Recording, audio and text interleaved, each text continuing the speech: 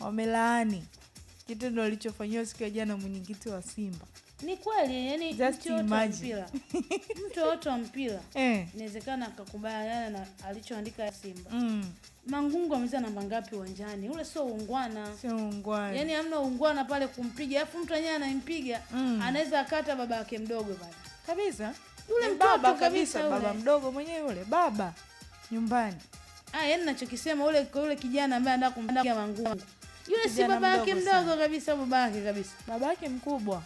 Hali kama anasema hivi, nikimnukuu hapa vizuri bila kukosea, anasema jana wakati wenzetu wanamaliza mchezo wao, zilitembea video nyingi zikionyesha mashabiki kumvamia mwenyekiti wa klabu ya Simba Murtaza Mangungu. Ndio. Yanga tunakemea na kupinga vikali vitendo vya kihuni vilivyofanyika siku ya jana. Hata hivyo tunampa pole mwenyekiti Mangungu.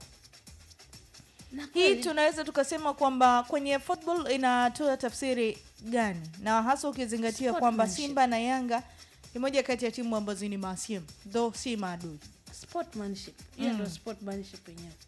Kwamba sisi ni sio maadui, sisi ni wanamichezo na tunatakiwa tuishi kimichezo. Na hata Simba na wenyewe waliandika kupitia kurasa yao wa Instagram. Yes, walipinga, waliandika na naweza magoli taarifa kwa umma.